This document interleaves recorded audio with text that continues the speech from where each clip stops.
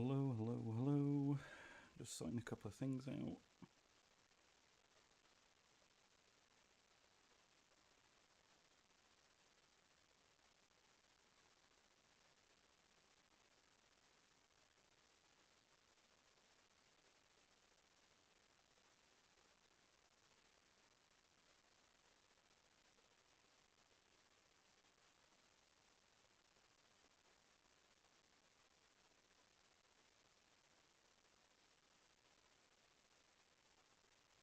Right.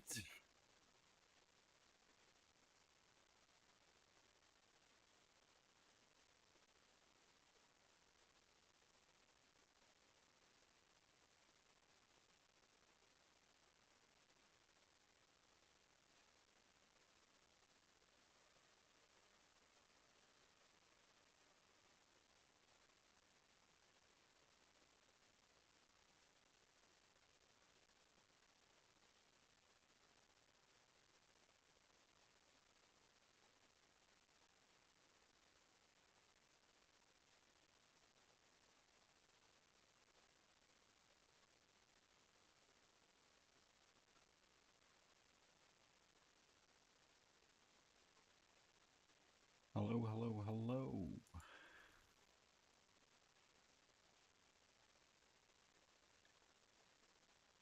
This is night 2 of imaging the Horsehead Nebula.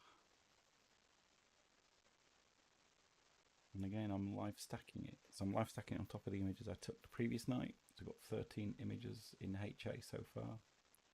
This is without any sort of noise reduction or anything, so it's been quite nice.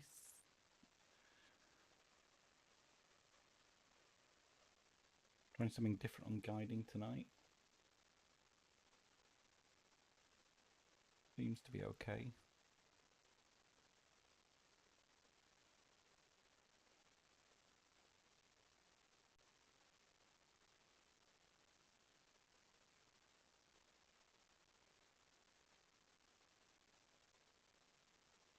I've lost the viewer.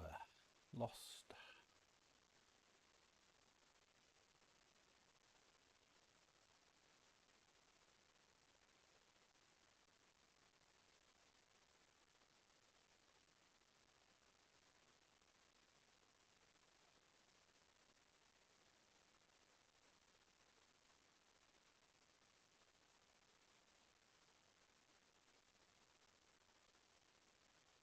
Hello, Tuloco16.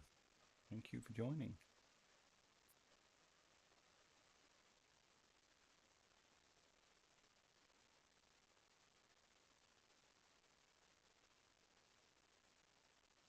This is the first 600-second, 10-minute exposure that's coming of the very famous Horsehead Nebula. We're on exposure number 2. We're about 210 seconds away.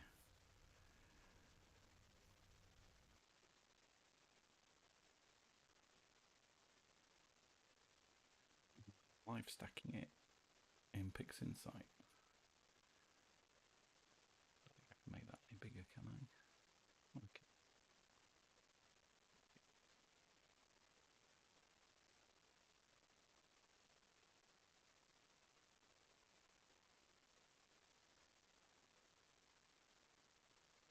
I'll do.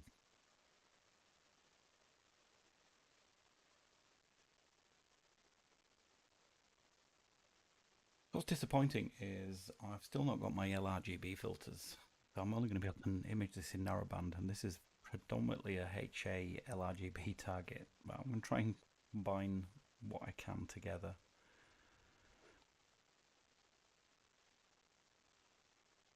I mean, there's a lot of HA data in there. I'm going to straighten that down a bit more.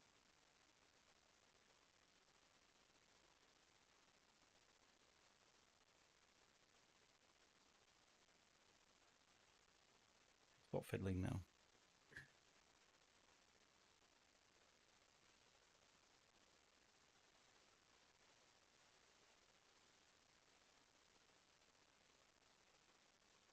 Oh, we should have...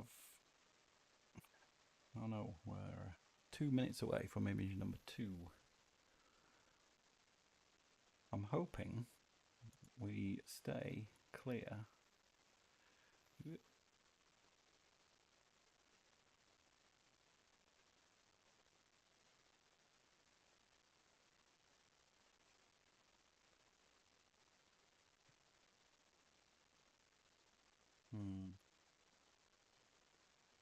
So I'm about here. Some wispy clouds and then it clears-ish. Right, clears till at least 3 in the morning, so fingers crossed.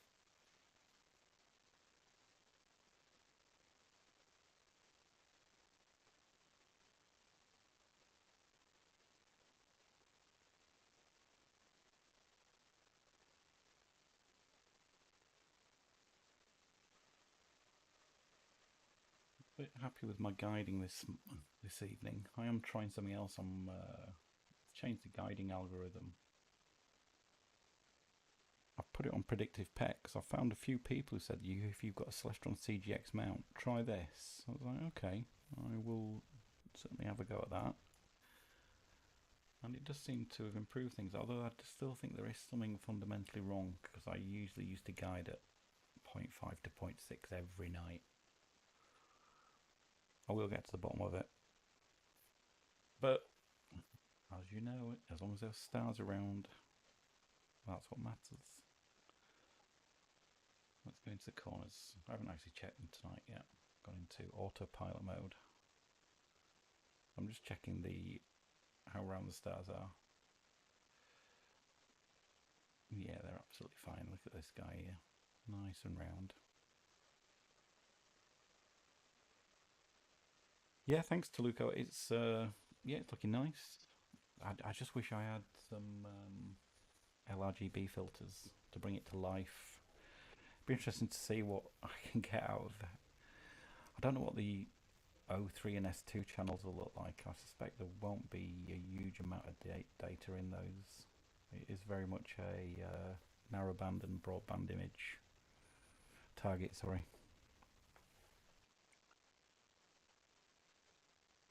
So we just had another image pop in, so it's now stacked there. We've got 14 images in the stack. So what that is, 2 hours and 20 minutes. Not a huge amount.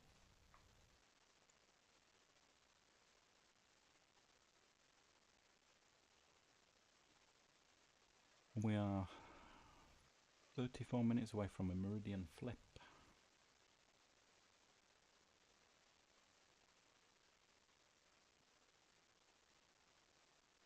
What the temp's looking like. So it's quite warm tonight compared to the other nights. It's 5 degrees, which I know is still quite cold.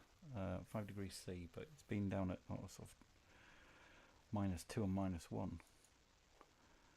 I'm not sure what the forecast is. Let's have a look.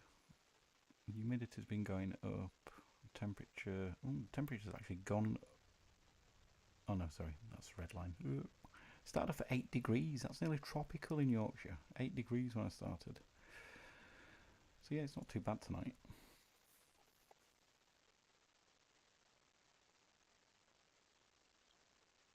Hello, John and Dawn. How are you doing? You imaging tonight?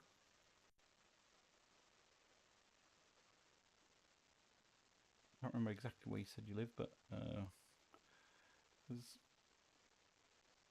reasonable parts of the UK. Yeah, it looks quite reasonable tonight. And just by chance, I'm booked tomorrow off work. So I can stay up quite late without having to worry about getting up in the morning. You're on the Horsehead as well. Excellent. I did look for some other targets because before you joined, I was saying that I really need LRGB for this target to work out properly, and the filters still are not in stock. So I was looking around for something else, and I couldn't really find anything I fancied. So I thought, oh, okay, I'll just shoot some more data on the Horsehead. We'll see how we get on.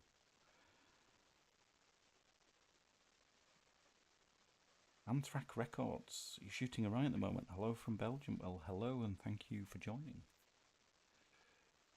Yes, Orion.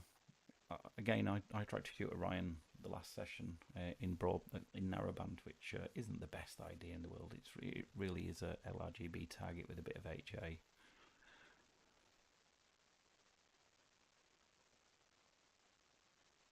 But I've also since I last streamed, I've actually sold my Celestron Edge HD8 now. So I'm hoping to get a second refractor for my mount, for my second mount. I don't know whether to go wide or more focal length. So right now I'm at 550, which is a nice sweet spot for a lot of targets. We're getting to galaxy season.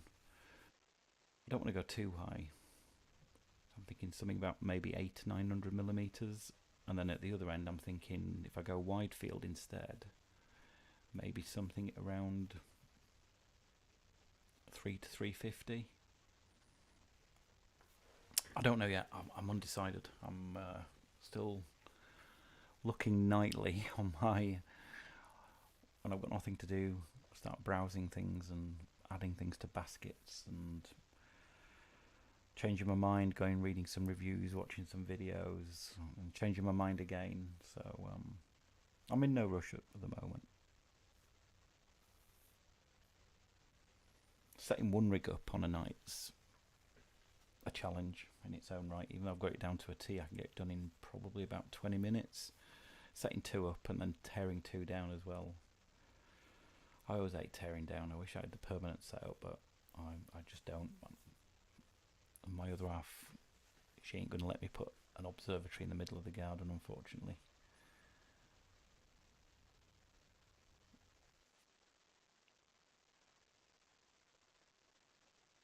Do you have any buddies who may have some LRGB lights you could borrow?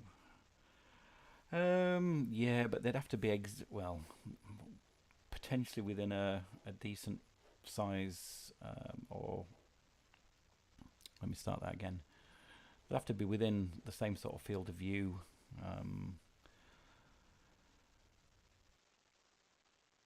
And I suppose the other answer is no. I don't. I don't. Well, I do know somebody, but he doesn't live very close. So not really. No. What my plan is if by the time this target is no longer shootable for me, I will just keep these subs till next year, and I'm hoping I'll have the LRGB filters well before then. I'll just put them to one side as unprocessed and add to them next year. But we'll see.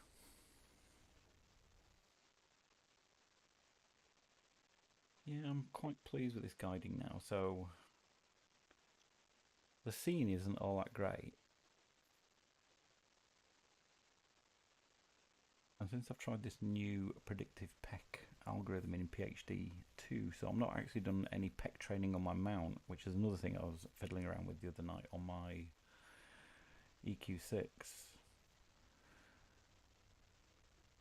I just came across a forum post that said try predictive PEC as your guiding algorithm, and once it's done one period, you should see it settle it right down, and that's exactly what it's done.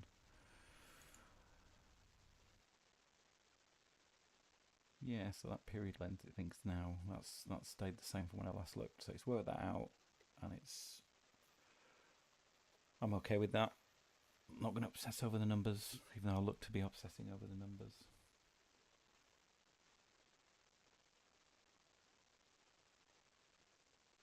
So as again, we're live stacking it in PixInsight. We've got 14 images in there. We're not far off the 15th. HFA's dropped from the one image, so okay, everything's looking good. Cooler at 20% power to get to -10, which is ridiculous. I'm going to see what this is going to be like in the summer, even though our opportunities to image in the summer are very limited. I suspect it will need a lot more power to get down to -10.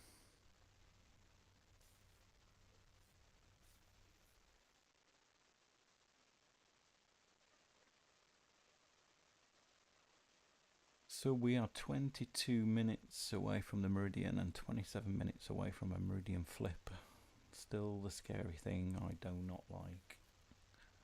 I'm going to let it do it automatically, but I am going to go outside as per usual. If anybody's watched my previous streams, I do like to go and watch them, just so I can lunge for the off button on the mount if it gets anywhere near the legs and starts hitting them.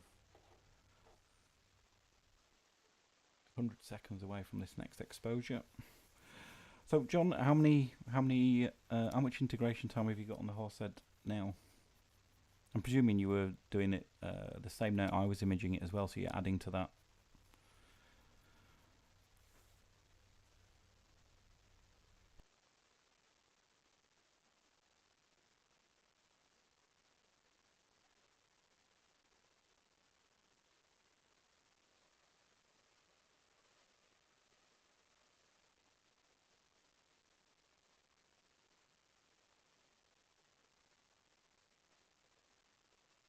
One minute away.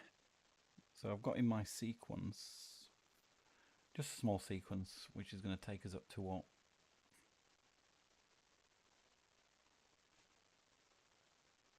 Half past 2 in the morning. So 12 HA, 12 O3 and 12 S2. But I don't know what these are going to be like. It's not an image you would normally image in full narrowband.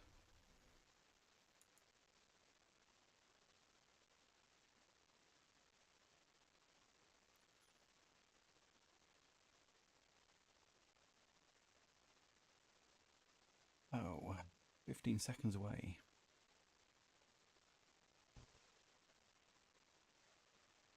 You lost the data the other evening due to my... up to 1 hour at the moment tonight. I presume you mean when you say to my, well, you mean error. Lost the data the other evening to your error. Oh, you need to expand what happened.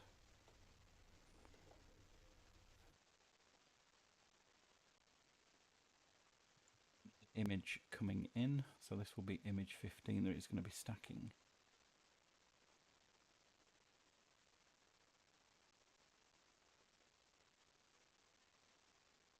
What I've got here is PixInsight monitoring a folder, so every time an image is taken, it copies it across to what is my NAS, which is just basically a big set of hard disks on the network. And then my PixInsight PC here is looking at that folder where it's dropping them. And when it sees one that changes, or a new one that, when a new file's been added, it picks it up and does a very, very quick, brutal live stack. I won't be keeping this as the processed image, I will be stacking it myself, but it does give you something to look at to see what your data's looking like. Since I found this feature, I've just used it every single time now. It's great.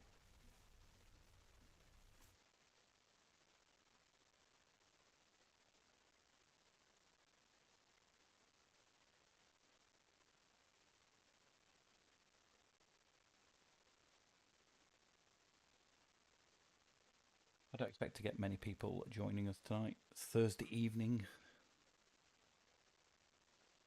Some people will be getting paid tomorrow.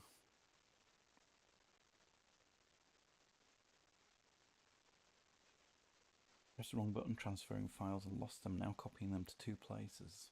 All a learning curve. Yeah, it's So even though I have a mini PC on my rig outdoors, you can't really see it on the picture. They get copied from there to my NAS, which is, as I said, basically a set of disks that are sat on the network in a little box. And I also have them copied from the NAS up to OneDrive automatically. So as soon as a file appears there in certain folders, it makes a copy of them. It uses a program called CloudSync.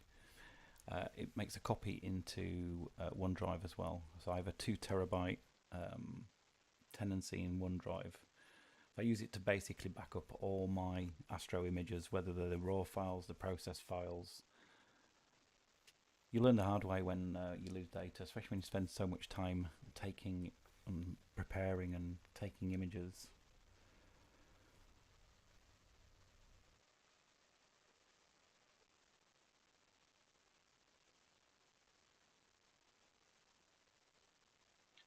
Hello, Bob Byron, 4 p.m. here near Erie, PA. Is that, whereabouts is that?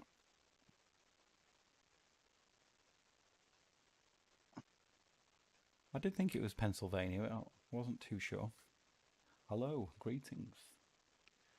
Well, it is just after 9 p.m. here, and it's not looking bad in the UK.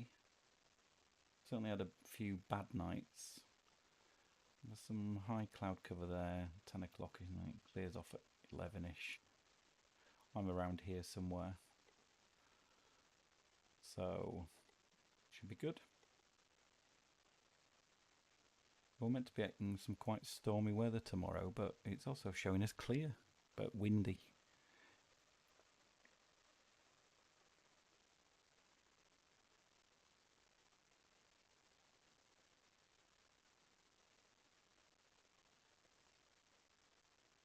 Yeah, so what you'll see, I'll quickly show you. If this is my 2600 folder from last year. Let's hope it doesn't ask me to log in. If I go to my OneDrive and go to my 2600 folder, you'll see basically exactly the same structure, same folders. That's all just automatically uploaded from here to here as the files appear. So it's just a feature of the NAS. It just has a feature to basically make a copy of, you can say which folders you want to monitor and then whereabouts you want to copy them to, and it supports Dropbox, Google Drive, OneDrive, Amazon S3, various other third-party storage vendors. And a lot of those don't cost a lot. My OneDrive is like, I think it's £7 a month for that extra terabyte that I need. So it's I'm happy to pay £7 a month for peace of mind that even if I lost my NAS and lost my data on my NUC whilst I'm imaging, I'll still have a copy of it.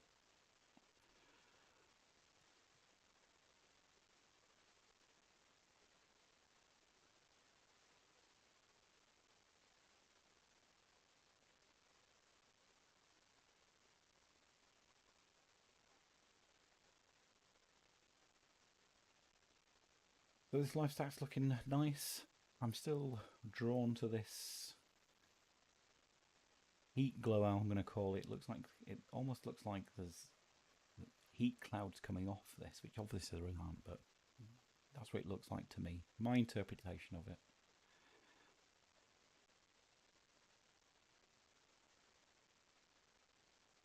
You have an ancient Meade LX200. I need to get out of hibernation this year. I haven't used it for about 15 years. Wow. Well, the LX200 was like the standard telescope of choice, wasn't it? A lot of things, when you see things that say they're LX200 compatible, it did certainly set a benchmark. Before my time, but I have read about the history of telescopes, sad as it sounds, but I do know it's certainly part of amateur astronomers' history and will be.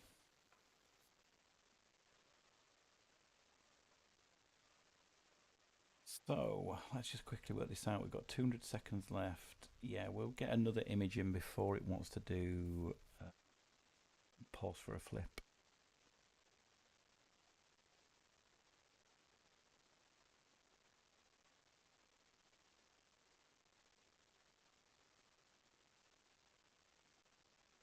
Your guiding's looking a lot better tonight than it has been previously. I'm pretty sure my guide scope, this must be Almatac. It must be. Have a quick look. What is it if I'm making you feel sick? Yes, Almatac's here. Which is obviously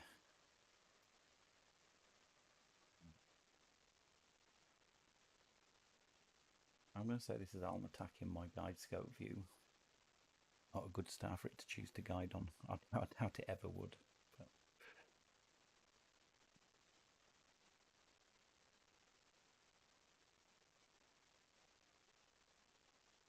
So we are, what, 120 seconds away from image number 4.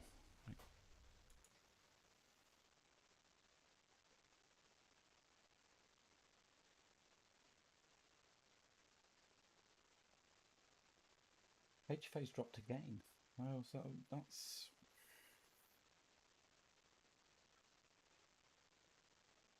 Sorry, not HFA. The HFR started at 3.47, second image was 3.41, and the third image was 3.20. So I'm not refocusing in between each image, but the HFRs, unless it's the conditions that are just...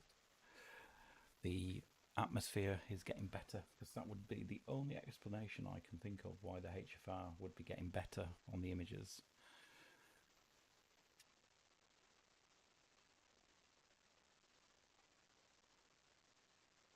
If anybody wants to chip in about their theory, happy.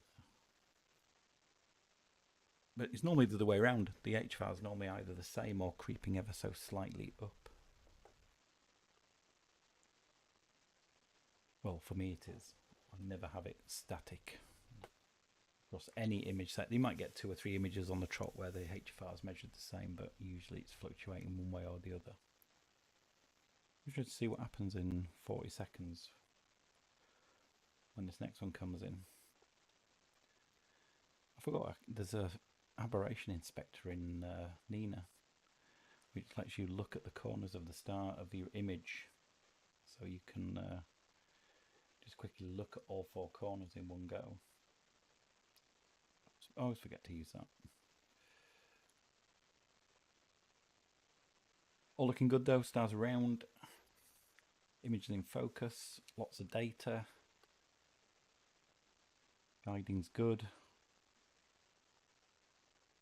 Fingers crossed for this Meridian Flip in 14.5 minutes. So that's the next image coming in. We'll see what that does to the live stack.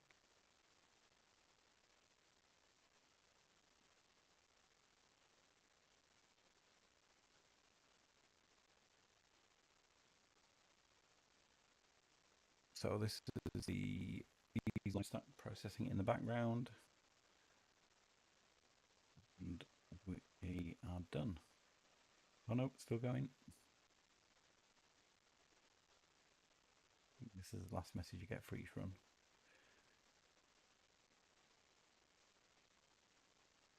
What I should have done. No, okay.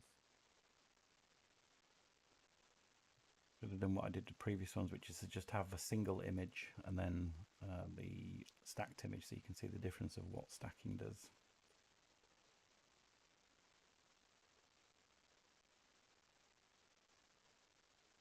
So let's have a look. Yeah, so we're going to have to wait about 3 minutes, I think. Maybe 3 and a bit. Yeah, maybe close to 4 after the next image before it needs to do the flip. Looking at HFR. So yeah, it's gone back up a little bit. So 347, 341, 320, 327. Yeah. Guiding's gone a little bit up. Oh, it's because of the, almost certainly because of the dither. That'll sort itself out.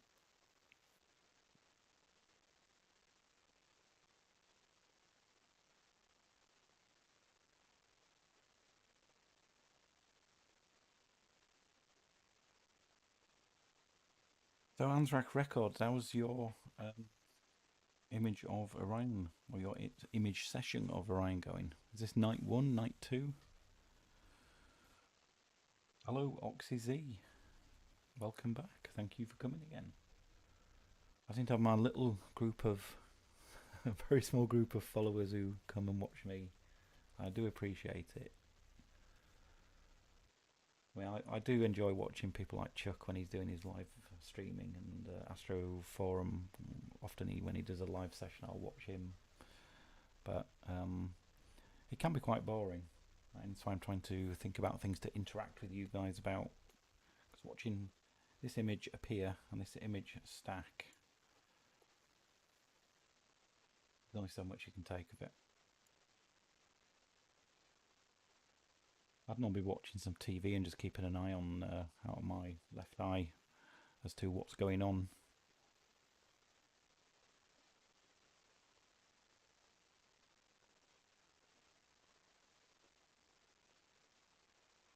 Yeah, we will be, what? No, technically a start date for Galaxy season, but when we get into March, April time, these lovely targets will be very difficult to image and we will be into Galaxy season.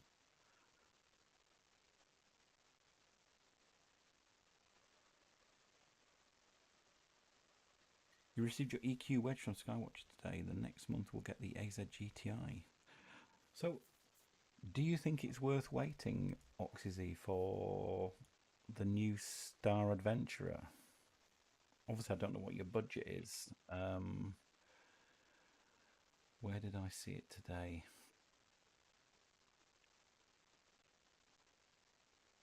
Let me see if I can find it. I tried to find this last time, but I did find it today.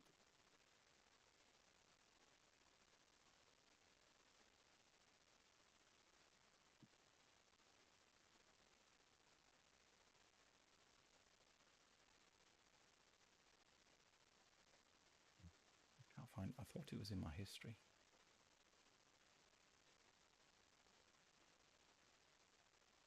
I think it was John and Dawn who told me about it. I did actually, they posted a link and I went and found it. I'll have a quick look on my phone.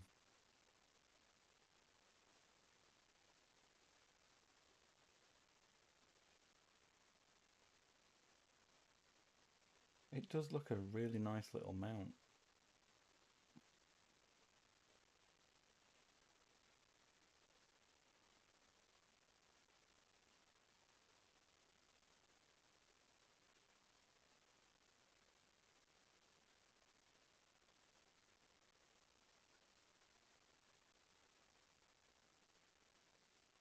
As per usual, I cannot find it anymore.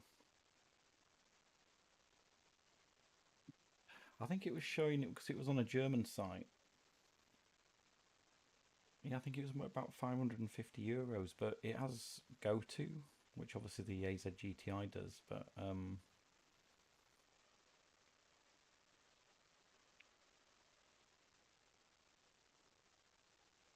it just looks a bit more beefy. I used to have an AZ GTI and it was great, but it just felt as though it was maybe pushing it a little bit with the payload.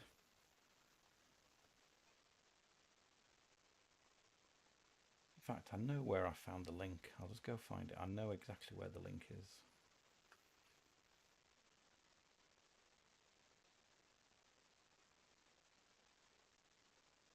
I saw it on Cloudy Nights. There was someone posted it today or yesterday in mounts.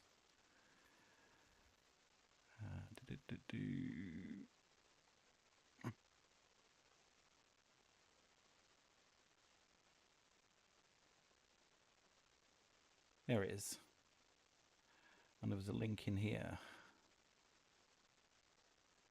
Finally, we are here. So yeah, this is coming out in May this year. And it's a cross between the AZ GTI and the Star Adventurer, both of which I've had, with the nice green anodized finish. You can see this counterweight is a lot more substantial than the ones provided with the Star Adventurer, and it's go-to. So I think it'll be a nice little mount, but it's closer to €600.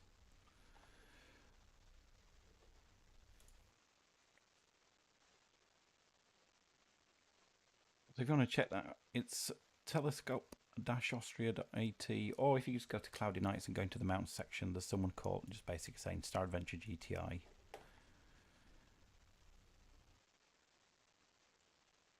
So I don't know if it's worth waiting for this. If you've got an AZ GTI, I know May will be a long time away, but okay, maybe get the GTI your current one, and then when this comes out, look and see what the reviews are like, and sell your AZ GTI and go for something like this. I don't know.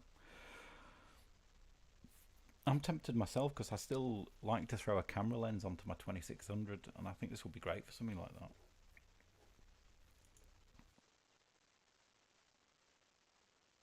We need to see how the reviews are. I mean, the Star Adventurer was a great portable mount.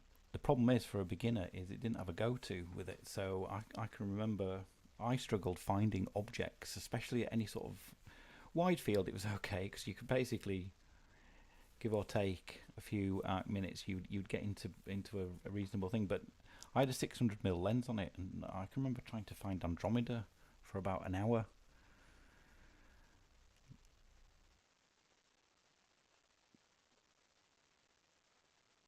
So that go-to feature is you know great for beginners.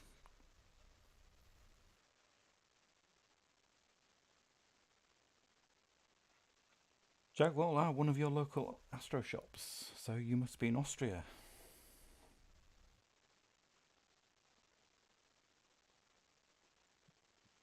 Going up. You're about 100 seconds away from the next image, and then we are going to be into Meridian Flip territory.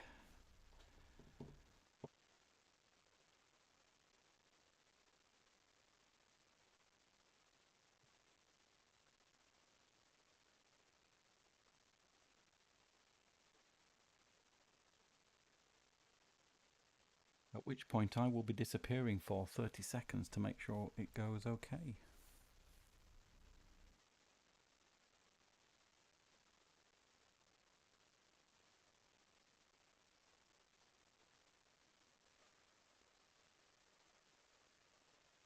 So we'll have, after this image has finished, 17 images in the live stack.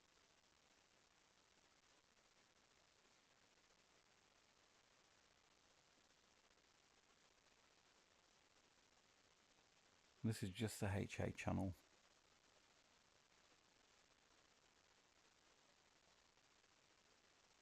I'm almost tempted to if I can't get any LRGB data, or if the rest of the O3 and the S2 channels don't basically work out very well with it, I'm tempted to just publish it as a mono image. I've never published in a mono image before, so I'd be happy to try something like that.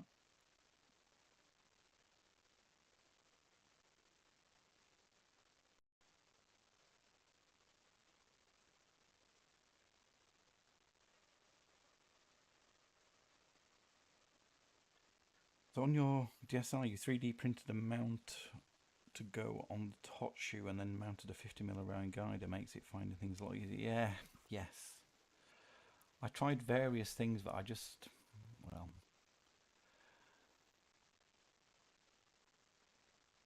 I tried something similar. I tried plate solving to see where, and then sending the coordinates to the stellarium to see where I was actually pointing, then moving it. And but yeah, different world when you just have to go to plate solve, sync, go to, done. Even if you've got to do some star alignment, you'll be in the rough right of the area of the sky.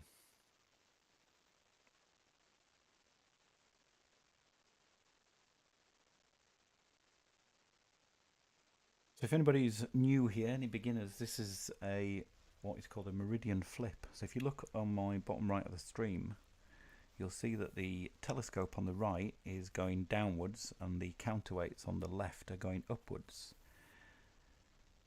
If that was to carry on, what would happen is eventually the gear on the right would start to get very, very close, if not start to hit the tripod legs, which are just out of view. So what happens is, as the image, the target has gone past what is an imaginary line in the sky called the meridian, the telescope will basically flip over to the other side. So the counterweights will be on the right, and the telescope will be on the left, and then it'll start tracking the sky in the opposite direction, as in opposite to where it is now. So it gives you another 11 hours. Not that we're going to have 11 hours of darkness, but in theory it won't need to do anything else once it's done this flip. And anybody who's watched my previous streams, I had one flip go wrong in SGP, so I nearly destroyed a load of equipment when it started smashing into the legs. So I always go and watch it, which means when it gets to about 30 seconds here, I will literally disappear, shine a you'll see the outside, it'll light up a bit more, because I'll be shining my torch on it, whilst it just flips over. And then I'll just come straight back inside, because that's the scary part for me.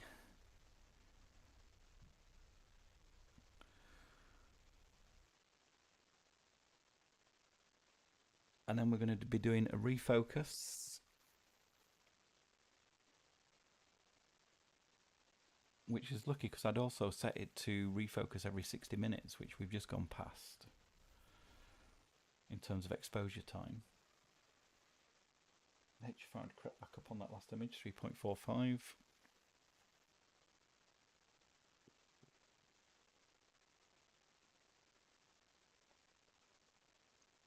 What we'll find is after the flip is the image, well, one will be inverted, so it'll look more natural, which is fine. But also Nina will basically recenter it, so it's in the exact same field of view, give or take. I've got mine set to a really low threshold, so it'll be near enough whereabouts it is, so it just makes things stacking nice, so you don't end up with these like black bars on the outside where you've misaligned stuff. I'll still get a very thin one of those because it won't be exactly, but it won't be far off. Oh, I'm going to go out.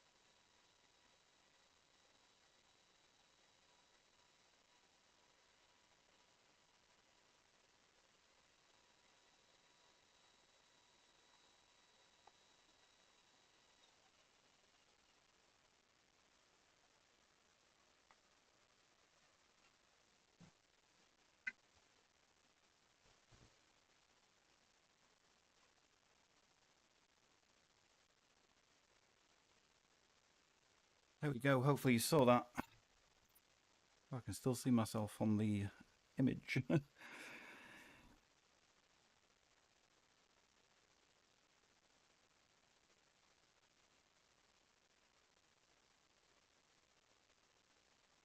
So this is where I said earlier, it's basically, it's taken another image. It said you weren't exactly where you were previously, so it's slewing them out ever so slightly, taking another image, checking it, and if it's inside the tolerance, it'll just get on with guiding, and we should end up with it starting to doing an autofocus run. Yeah, so you can just see the head there. Let's see what the guiding's going to do. Clear the guiding now. We've auto flipped. Let's start a new. And then we have an autofocus kicking in. I'm going to bring back the previous image that we imaged. And then we obviously got that last image into the live stack as well. Hello, Mazif Lol. Thank you for joining. I know you've been on a few of my other live streams, so thank you very much for persevering and watching someone take pictures of the night sky.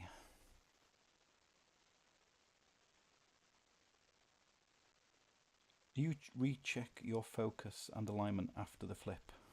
So I don't recheck my polar alignment, if that's what you mean, and I don't need to check my star alignment because That's what that plate solving did. After the flip, it's basically putting the image back into the almost the exact same position, and it is now doing an autofocus. I do have it set to do an autofocus after a Meridian Flip, but it just so happened that we'd also hit 60 minutes, which I've also got it set to do an autofocus after 60 minutes as well.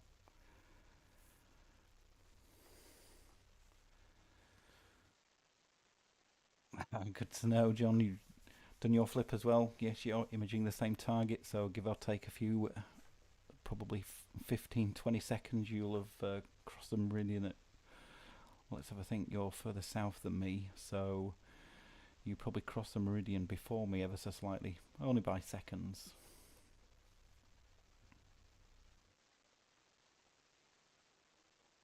I know some people, they don't refocus after a flip because you're basically pointing at the same thing, but I was due to refocus anyway at 60 seconds. At 60 seconds, at 60 minutes.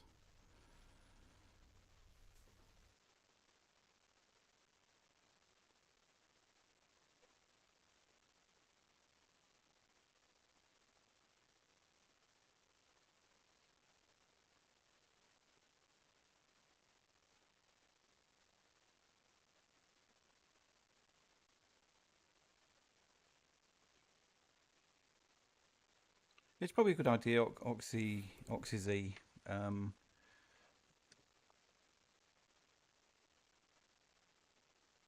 it'll be good if it's your first equatorial mount and first equatorial go to mount. Then yeah, we all have to start somewhere, and it'll make a good thing to get you into the swing of plate solving, polar aligning, meridian flips, all those sorts of good things.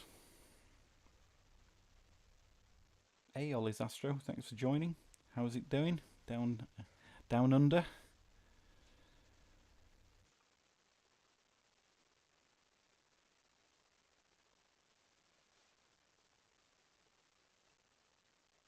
Guiding. That guide's not. We're back up to rubbish numbers, but I'll let it settle it down.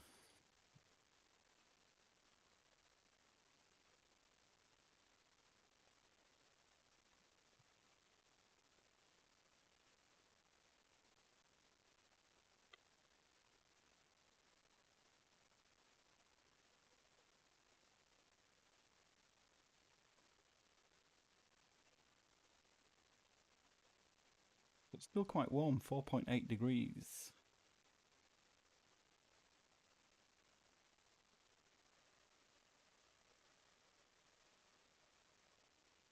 So what we're doing here is looking for what is called a V-curve.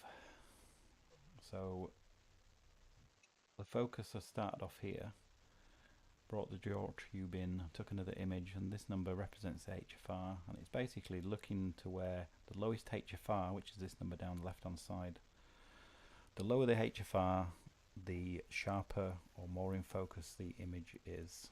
And the HFR is basically the half flux radius of the star.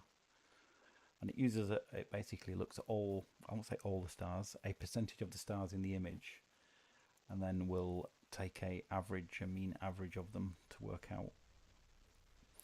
And then the other side of the graph was it basically going back out of focus. And so at the bottom, the intersection is where the hyperbolic curve starts to go round. It uses that position to say this is where the best focus position will be. Lots of maths, it just works. When it doesn't work, it will frustrate you to hell. But I've pretty much got mine nailed, fingers crossed. Never really have an autofocus issue. You've got to sort of be in focus to start with, or near focus. You can't start off a million miles away. But if you're somewhere close where you've got a reasonable HFR, then autofocusing is up there with running water and sliced bread.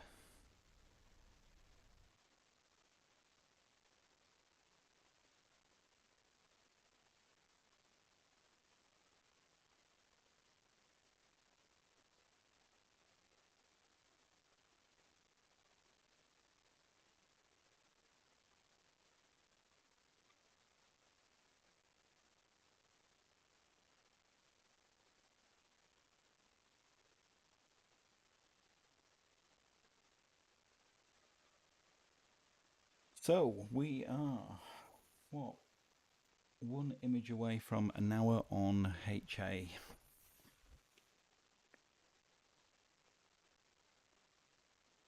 I discovered what this number means today in Nina.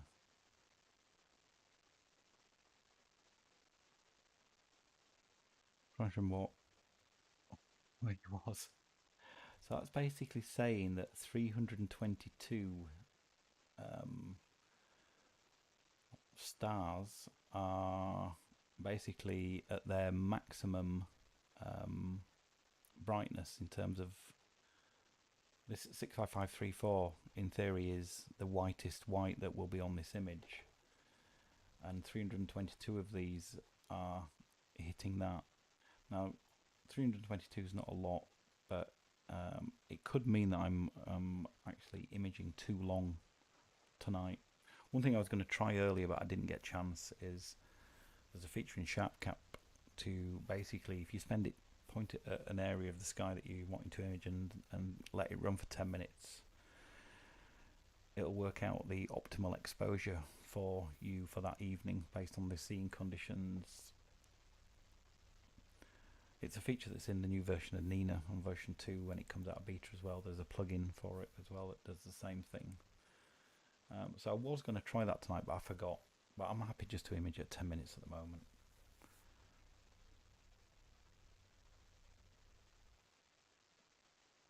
You modded your DSLR yesterday, so getting better subs tonight. Oh, excellent. This is where you've removed the IR, I presume. You've taken out the IR cut filter so that you basically you won't be getting a RGB type image anymore. But looking forward to getting a dedicated camera in a month or so. Yeah, it is. I mean, I started imaging with a 5D Mark III Canon DSLR, and it is as don't get me wrong, you can get fantastic images with the DSLR, and I would recommend anybody who's got one. I started off with a Canon 750D before I got my 5D. But yeah, it is sort of the next step up when you go to a dedicated Astro cam, even if it's a one-shot color cam. Just like things like the cooling, taking that sensor down. I mean, the 2600 and this 268 I've got, in theory, a lot of people say don't even bother cooling it. It's got that great of dark read noise. It doesn't need to go down to -10, but I've always cooled my stuff down to -10. But my 071MC that I had before that, yeah, just that the amount of noise that you can inhibit by cooling the cam is great, which helps you tremendously when you're processing. I mean, it's not going to get rid of it all, but it goes to another level.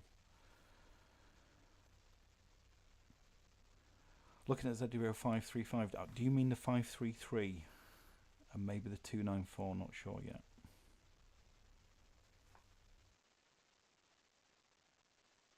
So there is a rumour, if you mean in this cam, John, which is, I presume you mean this one.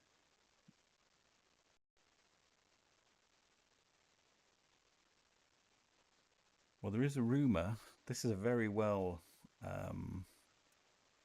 respected camera by a lot of astrophotographers. I've never owned one, but there is a rumour that people have been asking for a mono version of this for ages, and then ZWO leaked, I say leaked, teased on the Facebook group the sensor specs of a new camera coming, which you could clearly see it was mono, and it had the exact same chip size as the 533, the same pixel size. So it looks like a 533 mono is due very, very soon. I'll show you what if they've still got it on there.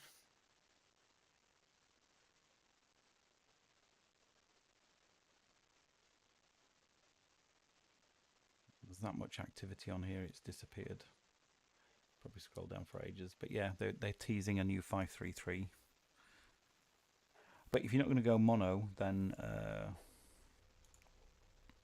yeah, the 533 would be I presume you've checked the how suitable it is for your scope, whatever you've got at the moment, to see what the ratio is.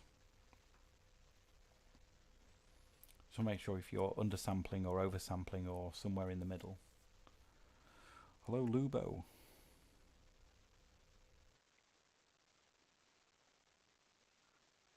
Yeah, Ollie, yeah. You've never tried that. I've tried it once with my 2600 and then I keep meaning to, I think you've got to have done your sensor analysis first, which I've done on my 2600, but I've not done on my 268 yet.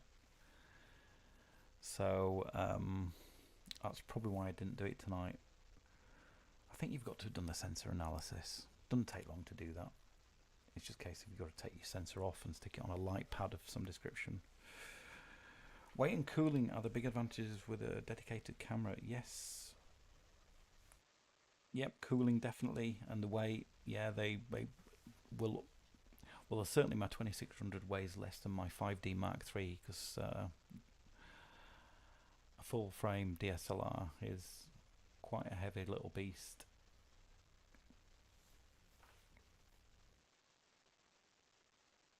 The 294 is also a very, very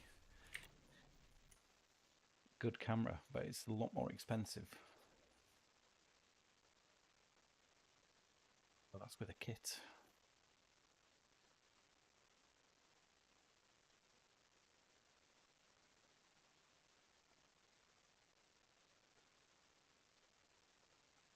Sorry, it's a lot cheaper. Unless you go for the cooled one, which is around the same sort of price, 980. It's all down to what your pixel ratio is going to be. So what?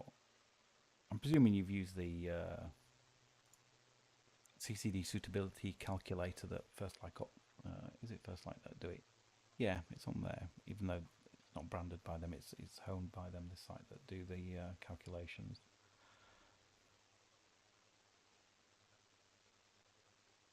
I think you mentioned before you had done it.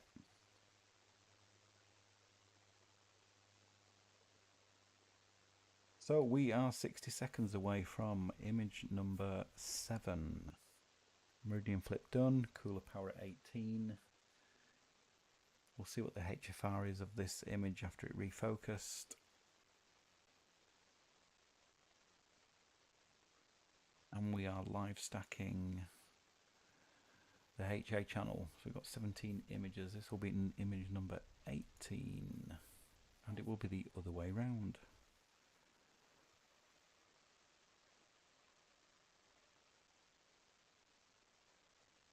I'm going to be spending 2 days at a dark location with my 8HD. Any ideas what I should take photos of this time? At 0.58 degrees field of view.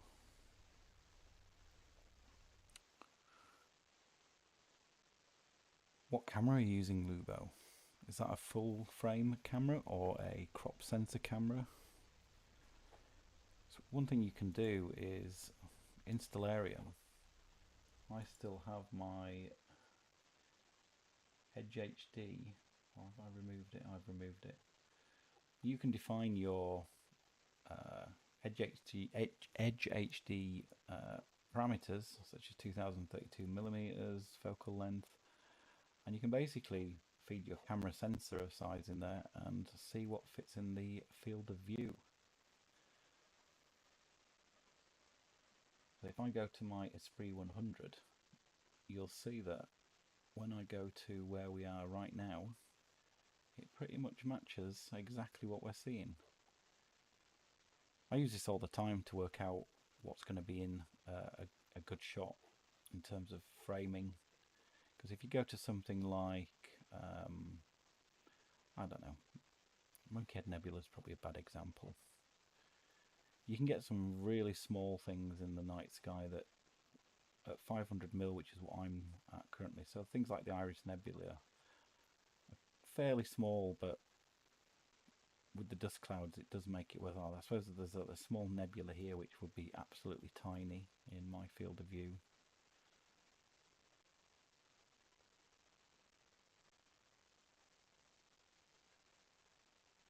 So there's the first frame after we've done the Meridian Flip.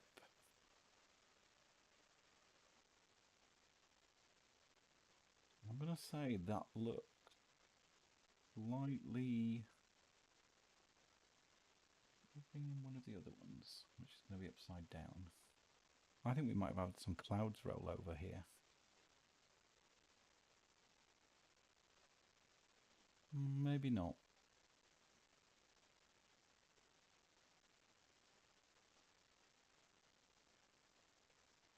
I will look at that frame individually in PixInsight later.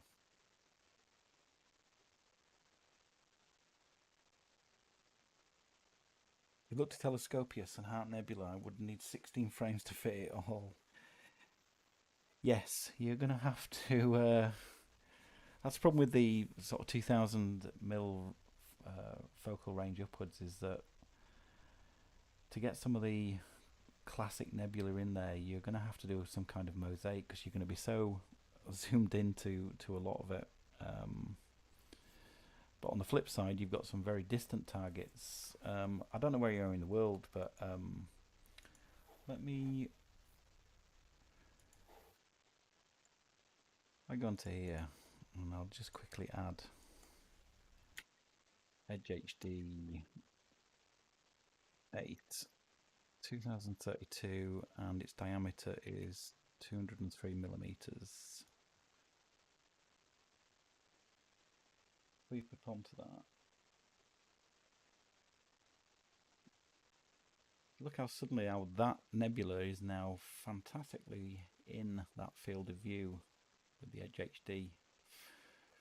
I was thinking, is Thor's helmet is a target I really want to shoot, but you see, it does need a decent amount of focal length, so that's at Edge HD8. If I go to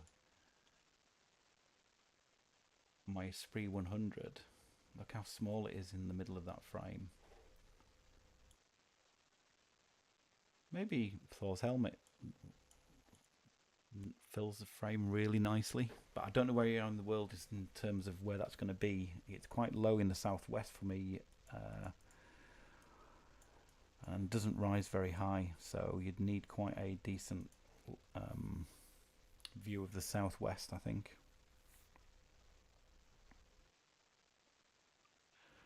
Well, thank you, Jack Wall. It's very appreciated. It's yeah, it's coming along nicely. I mean, this is literally just a raw stack as well, so it should, in theory,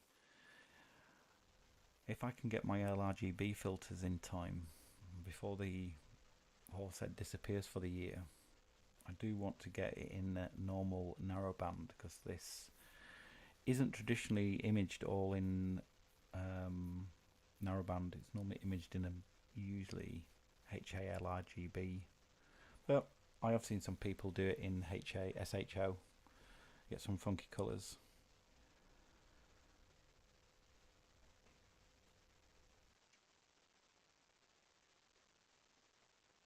Thank you, Lubo. Yeah, mono cameras are expensive.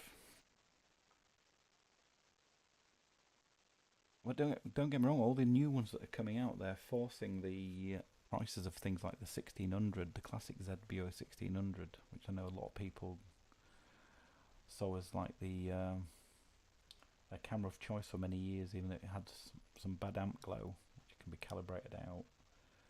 It was a great mono camera. This is my first mono camera. I've only had it 2 months now, I think. So I am thinking about what to do with my 2600 MC, which is a colour camera, whether to sell it and go mono on my second rig as well.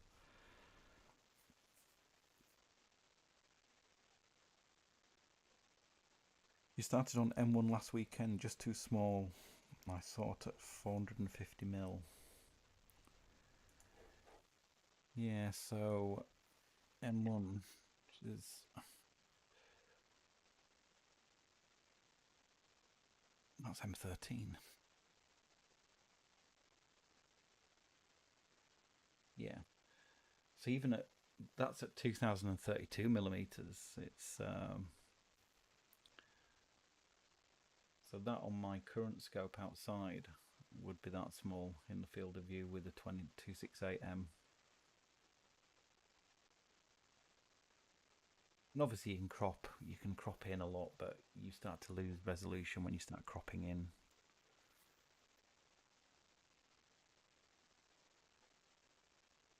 Yeah, but unfortunately, Lou, I probably need to sell it to fund part of the next purchase. I wouldn't be able to. Well, it would help me purchase something else. Is probably the best way to put it. I'd have to sell it probably.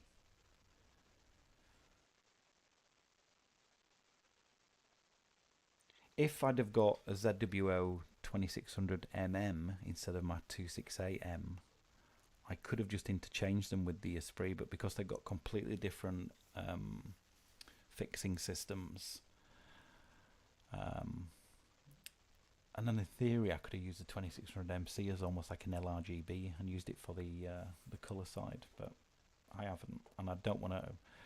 I don't really want to mess about changing the imaging train just to put the 2600 on the ESPRIT, and then because it's I don't like faffing around with it too much once it's set up.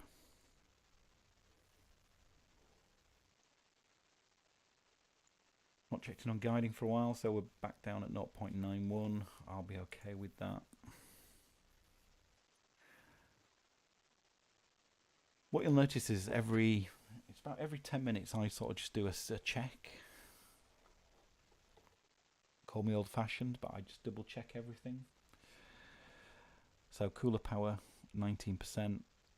And the reason I do that is I once didn't realise that the cooler on my 2600 MC had turned off. I don't know how it had turned off, but it had.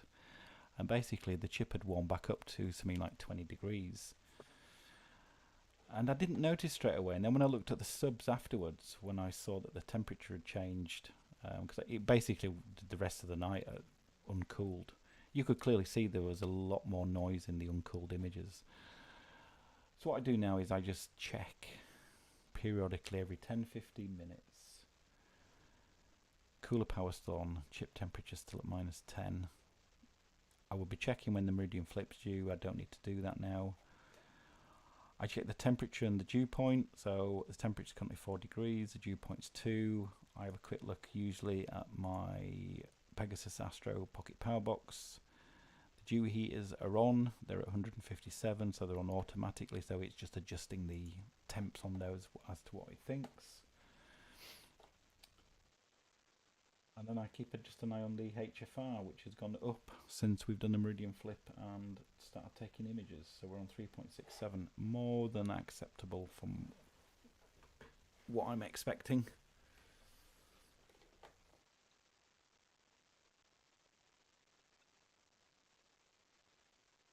This graph annoys me because after you've done an autofocus, you'll see the number of stars drop off. So there's the autofocus here. Number of stars have dropped off, but it should all start to look. I might even. I don't really use it. In fact, I'm going to say bye-bye to it. Think of something else to put there when I get the version 2 after it's released and come out of beta. I'm sure there'll be some tab I can put in there.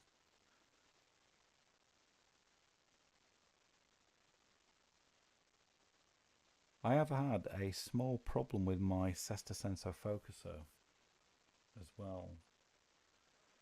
After I cut the stream last time, and it's happened twice now, what happened is during the autofocus run, it said moving focuser to position, and I sat there and I noticed it was saying moving focuser to the same position and it wasn't moving. And up here the is moving was set to yes, so in other words it's saying I am moving, but it wasn't moving. Even if I disconnected the focus and reconnected it, it just said is moving yes. The only way I got around it was I had to go outside, power off, take out the power out of the Sesta Sensor and plug it back in, reconnect the focuser in Nina, and we were back okay. And it's happened twice now. Really odd. Fingers crossed, won't have to do it tonight.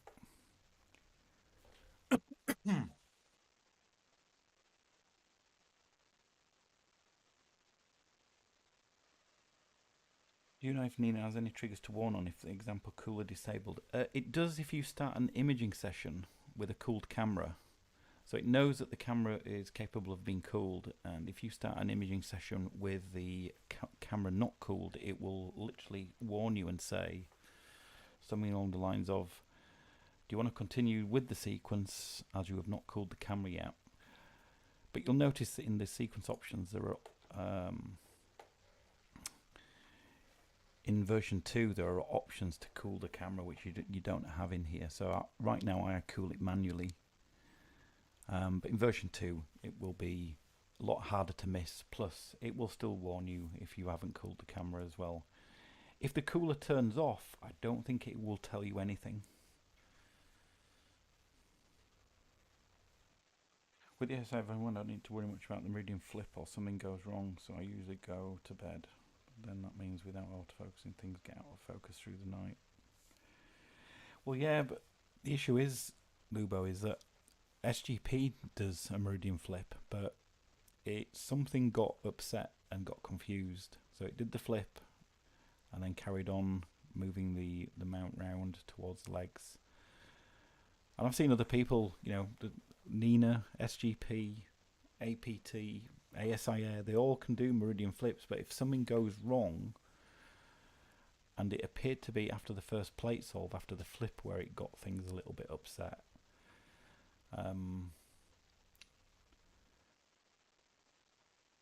So right now, if I've done 150 Meridian Flips, one has gone wrong. Should those 149 be enough to convince me I could go to sleep? I'm not sure yet.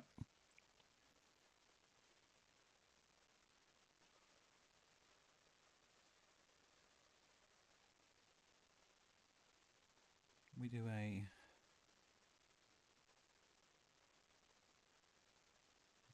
this.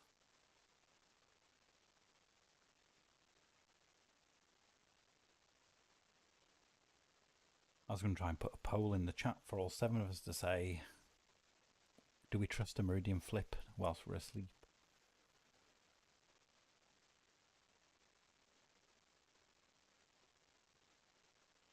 But Jack Waltz, I've mentioned it, and apologies to anybody else who's been on the previous streams. I used to use APT, then I used SGP, and now I've moved fully onto Nina, and there'll be no going back. It is an absolute dream piece of software to use, and I can't wait to use the new features coming in version 2. I've been playing with them in I have a simulator set up, so I do keep on top of what's coming. And there's some great stuff in there, so it's... And the fact that it's free as well, unbelievable.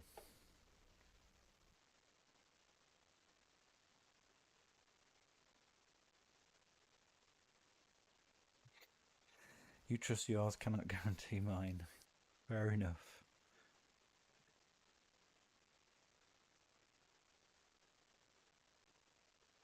So what I'm going to do, what time are we on? We're on 5 to 10. I'm going to let a couple more subs come in. And then I'll call it a day on the stream.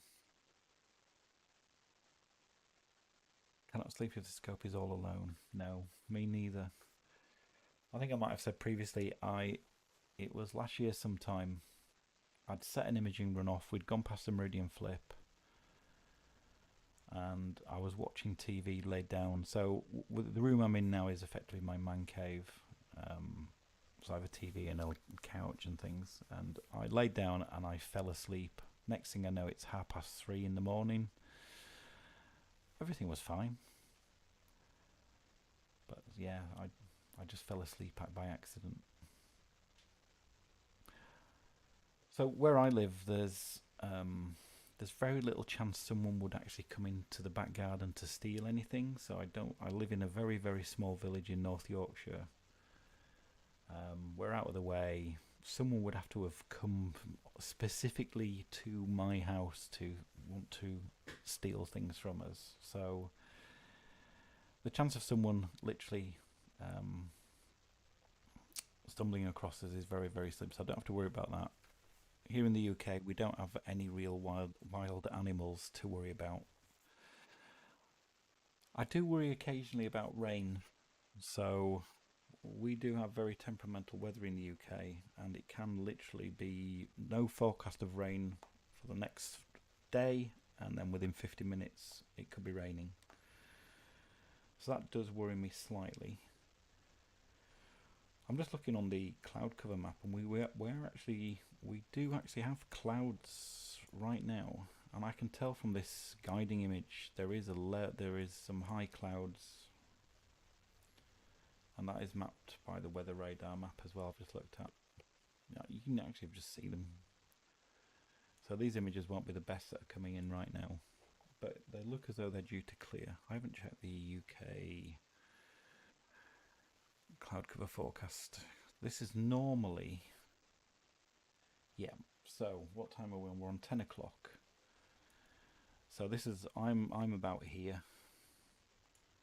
So we've just got this bank of cloud coming across right now.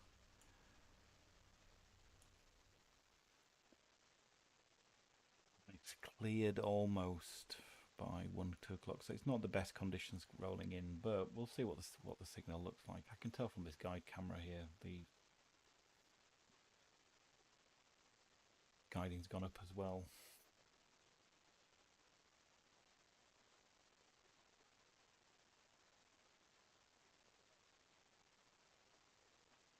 I'm on APT until the end of the year, and I'm playing with Nina Sim 2. APT is a good tool. I've not complained, so I'm eager to try Nina this year. Yeah, absolutely. It's one of those things, I mentioned in the previous video. I know Trevor Jones for Astro Backyard. He's said it on a few videos where it's very difficult to move away from something you've got so used to, and the last thing you want to do is spend a night having problems with a piece of software that you've not used before. So I just bit the bullet, tested Nina in a simulator environment, was happy with it, and then just one night decided not to use APT and never looked back.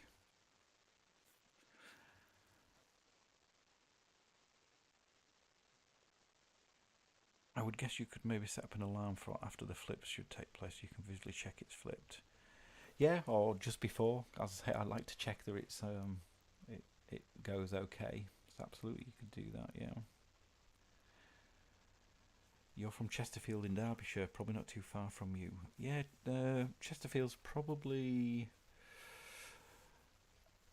about 2.5 hours away down the M1. We're nowhere near the M1, but yeah, from get out of York onto the A1, then the M1. It's a couple of hours away. I've been to Chesterfield a couple of times. Where I am, the weather is mostly clear in the winter, very dry air, literally almost perfect conditions for about 6% of the nights. Wow, that sounds phenomenal.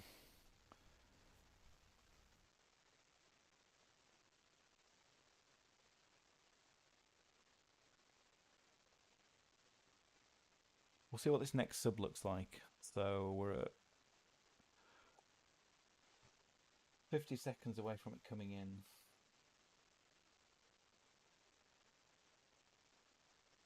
You can see the mean on the original image. So if I bring up this image here, this is the first image I took tonight. The mean down here, I don't know why it says 493 and it says 481. Oh, sorry, there it is, 492, sorry. So it's 492, and the last image I took, it's 501, 502. The higher that number, the brighter the sky is. There's no moon out tonight until much later. And then it's nowhere near. Let's have a look when the moon is set. It doesn't rise till 3 o'clock in the morning. It's only 31% illuminated. So in other words, the background is appearing to get brighter, and usually that is what you see when you get light clouds flying over. Is you get this wispiness which makes the background look lighter. So again, the mean is pointing to high clouds as well.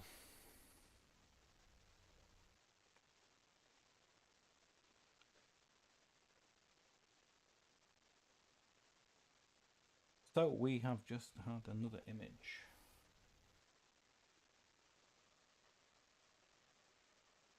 Mean's gone back up to 510 on that one.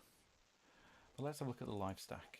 So this is the live stack now with 20 10-minute images in there. Looking nice. So there's a lot of processing to be done on this, a lot of noise down here.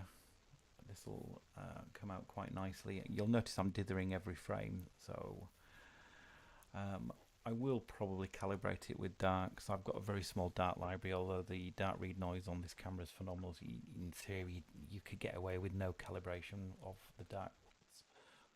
I'll certainly use some flats and some dark flats as well, though. As I say, if I can't get any more, if my LRGB channels filters don't materialize, I'll just make a monochrome image out of it. I also felt bad leaving my main laptop out in the cold. I've put it here, so I never look back. Laptop stays inside, connected to the air. This is why I'm not willing to move to Nina anymore. Yeah, but Lupo, I've got one of these attached to my laptop. Not attached to my laptop. No, that's wrong.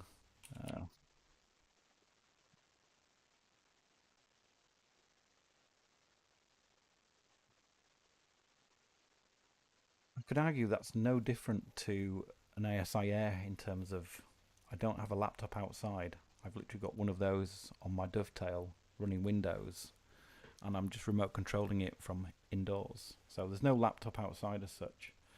And ignore that price. This is for a different type of NUC, but it's the same form factor. So again, it generates enough heat for it to keep any sort of condensation off it, and it just works well. I've been using mini PCs outside now for 18 months. I only use the laptop to do polar alignment, and that's it. Everything else is all done indoors. And what software do you use for LifeStack? Nina. So no, all Nina's doing here is taking an image, and then what it's doing is it's dropping it into a folder on this PC, which is the mini PC outside. It's dropping them into this folder here. These are the frames that we've taken tonight so far. And then there's a process that basically picks up these files and drops them onto my NAS, which is inside over my Wi-Fi network. And then this is PixInsight's Easy Live Stack, which is a third-party add-on, free add-on for PixInsight, part of the Easy Processing Suite, and it just happens to have a live stack feature in there.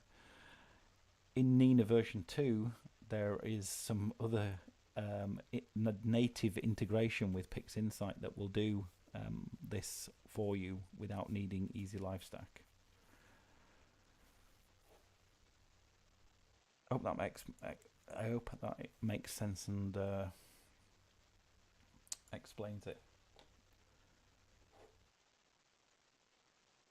I hope these clouds disappear.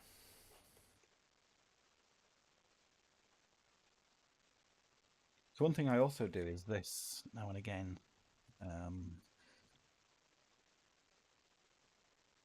AS Tap, which is often used just for plate solving, has a really nice feature. What I'm going to do is I'm going to look at the images I've taken tonight. I'm hoping, if my prediction is what I'm seeing right now is clouds are going over,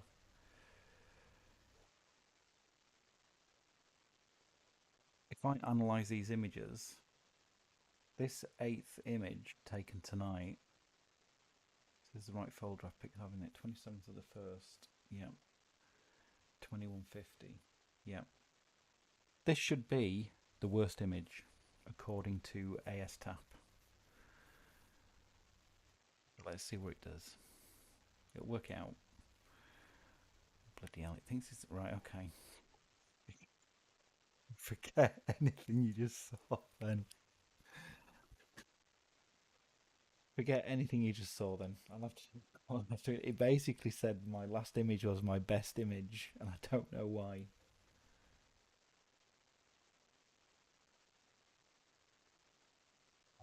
Live streaming gone wrong.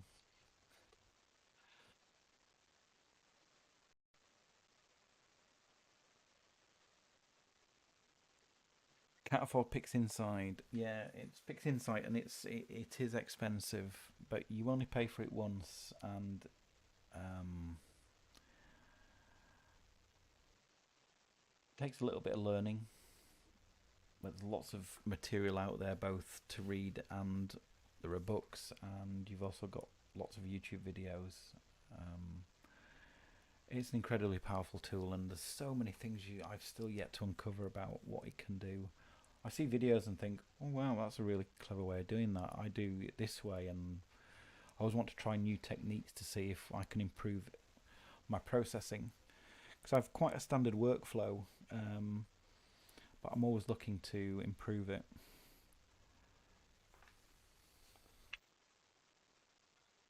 Yeah, let's close down ASTAP.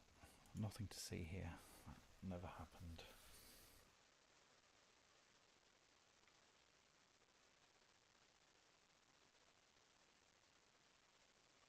So, quick system check. 18% power, -10. No Meridian Flip. Temperature 3 degrees. Dew is in, I think the dew point is in 2.1. Temperature just coming down ever so slowly. Still quite a warm night, 4 degrees for us in end of January. It's normally a lot colder than this. It's only showing a low of 3 overall, so we're not going to be into negative numbers tonight. HBAR's okay. Guiding is okay-ish. Excuse me.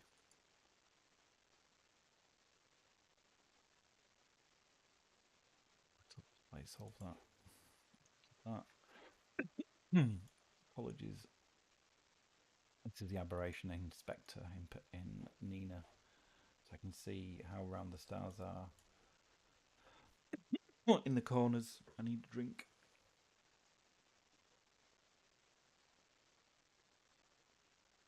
So what I'm going to do is I'll let this image go, and then I'll do one more, and then I'll call it an end on the stream.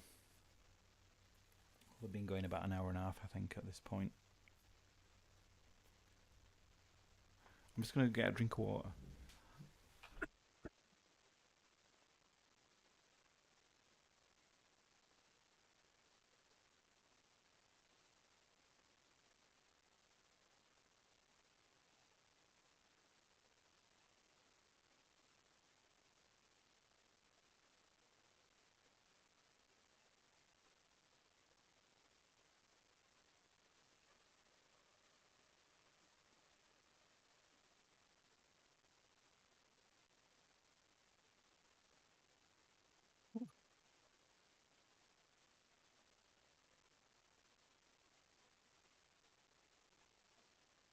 Anything happened?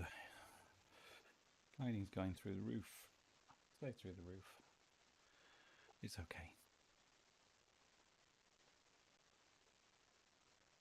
Got to go now. Please, well, thank you very much, Lua, for joining us tonight. I do appreciate it. Thank you, and clear skies to you too. Hope you get some good images.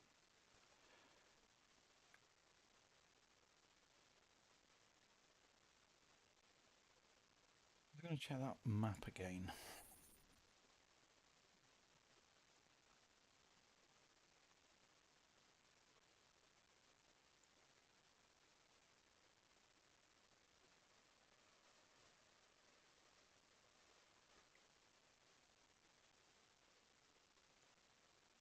Looks like it clears at 1x to 2ish. We should be okay.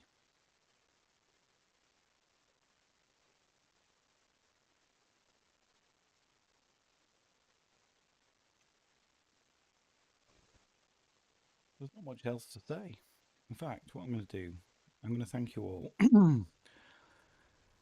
We'll get the next image in. We'll have a look at the live stack. We will have 21 images in the live stack. As I said before, if I can't get the LRGB filters, I'll probably just publish this. I'll try an SHO image, but I don't think the Horsehead's designed. I don't think it looks very well in SHO. It needs some natural LRGB in there. I'll see what I can do with it though. But I might end up publishing it as a monochrome image in just the HA channel. I'll see. I'm certainly going to carry on capturing data tonight. So this is the last image we will process on the live stream.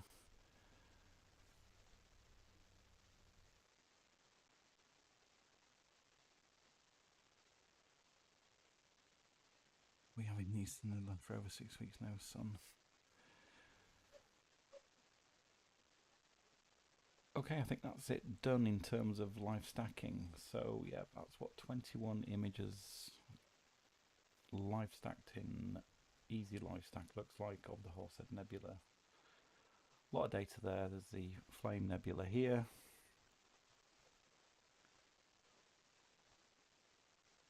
And that mean is going back down now, which means certainly it's not a million miles off from where we started. So I think the clouds are either intermittently passing. Doesn't look great on there, to be honest. But I'm rambling. So thank you all for joining me. As I say, I do enjoy live streaming, even with 7-10 people on. I don't mind. I just find it absolutely baffling that anybody would want to watch me taking images of the night sky. So thank you all. I really do appreciate it. Until next time, clear skies and take care. Catch you next time.